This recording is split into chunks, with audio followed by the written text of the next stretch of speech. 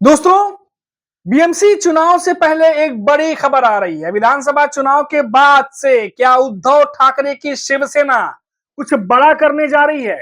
संजय राउत ने ऐसा बयान दिया है जिसने महाराष्ट्र की सियासत में सनसनी मचा दी है।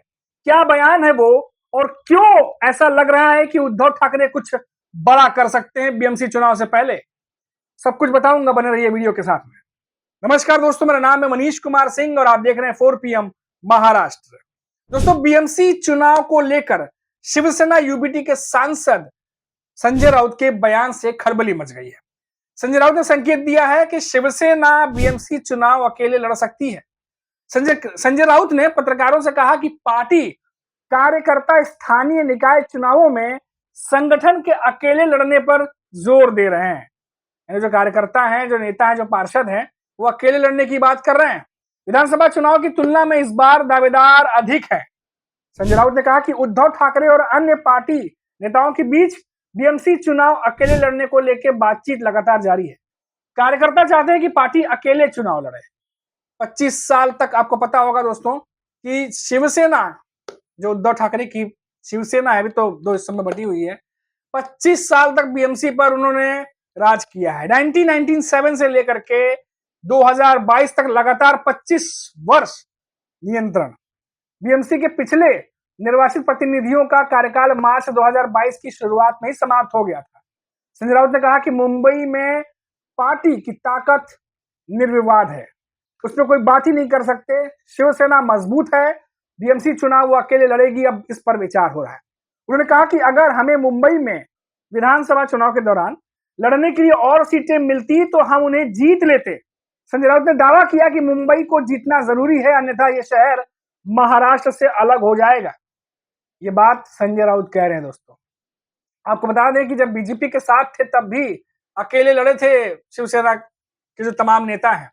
शिवसेना यूबीटी के सांसद संजय राउत ने यह भी कहा है कि यहां तक कि जब शिवसेना बीजेपी के साथ गठबंधन में थी तब भी हमने बीएमसी और अन्य नगर निकाय चुनाव स्वतंत्र रूप से लड़े हैं।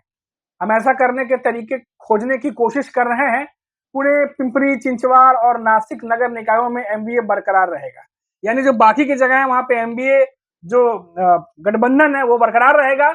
लेकिन बीएमसी चुनाव में संजय राउत कुछ और ही इशारा कर रहे हैं। दोस्तों देखिए, ये एक समझने वाली बात होगी। लोकसभा चुनाव में एमबीए गठबंधन जिस तरीके से चुनाव लड़ा था, बहुत ही मजबूत बन के उभरा था।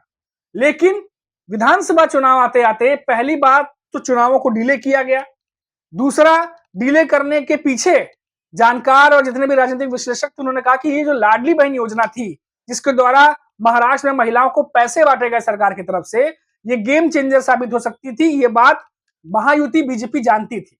अब इसका असर ज्यादा होगा या कम, ये एग्जैक्टली कोई बता नहीं पा रहा था, लेकिन इसका असर होगा जरूर, ये सभी मान रहे थे। शरद पवार भी कह चुके हैं। लेकिन ये जो रिजल्ट आया, रिजल्ट आने के बाद एमवीए के नेताओं ने लगातार ये बात कही कि ईवीएम को लेकर के जांच होनी चाहिए। ईवीएम पर जो भी सवाल उठ रहे हैं उसकी पारदर्शिता के साथ जवाब देना चाहिए, तभी लोगों का भरोसा जो है वो जो लोकतंत्र है, जो चुनाव की प्रक्रिया, उस पर बनेगा। एमवीए के तमाम नेताओं ने, चाहे शरद पवार की पार्टी हो, कांग्रेस हो, चाहे उद्धव ठाकरे की शिवसेना हो, सभी नेताओं ने ईवीएम को लेकर के जोरदार तरीके से आवाज उठाया और कानूनी लड़ाई लड़ने की तैयारी कर ली है।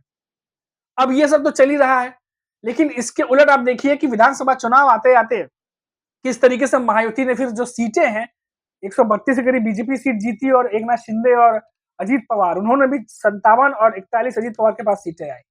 अब इतनी मात्रा में सीट आने के बाद भी अब मंत्रालय कैसे बांटा जाए, विभाग कैसे बांटा जाए, उस पर बहस चल रही है। और लेकिन उद्धव ठाकरे की जो पार्टी है शिवसेना, उन्हें ये लग रहा है कि बीएमसी चुनाव अगर उद्धव ठाकरे की शिवसेना अकेले लड़ती है तो जो वर्चस्व है बीएमसी का, शिवसेना का, वो बना ही रहेगा और वो जरूरत नहीं समझते या जरूरत नहीं लगती है कि जरूरत कि कहीं जबरदस्ती जो है मिलकर लड़ा जाए। संजय राउत की बातों से एक बात साफ है कि उद्धव ठाकरे और संजय राउत या उद्धव ठाकरे की शिवसेना के मन में कुछ रणनीति है जो बीएमसी चुनाव से पहले हमें देखने को मिलेगी।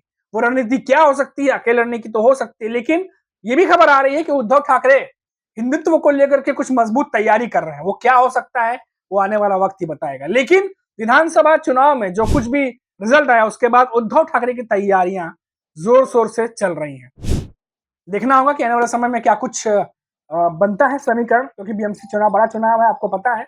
और एक तरफ फिर से शिवसेना एकनाथ शिंदे की होगी और दूसरी तरफ उद्धव ठाकरे की, और ये लड़ाई भी बहुत दिलचस्प होगी, क्योंकि शिवसेना जो हमेशा से राज करती रही है, इस बार बीएमसी के चुनाव में वही शिवसेना, दो शिवसेना जो इस समय महाराष्ट्र में है, वो आमने सामने खड़ी दिखाई देगी। कौन मारेगा बाजी, ये बहुत अभी जल्दी होगा डिस्कशन करना, अभी तो बहुत तैयारियां बाकी हैं। लेकिन आप देखते रहिए 4 PM महाराष्ट्र। लौटेंगे तो बात करेंगे फिर किसी बड़ी खबर पर और महाराष्ट्र के किसी और बड़े अपडेट पर, क्योंकि यहाँ आपको लगातार अपडेट मिलती रहती है। तो अगर चैनल पर आ गए तो सब्सक्राइब जरूर कर लीजिए ताकि आपको अपडेट्स मिलती रहे। अभी के लिए इतना ही, नमस्कार।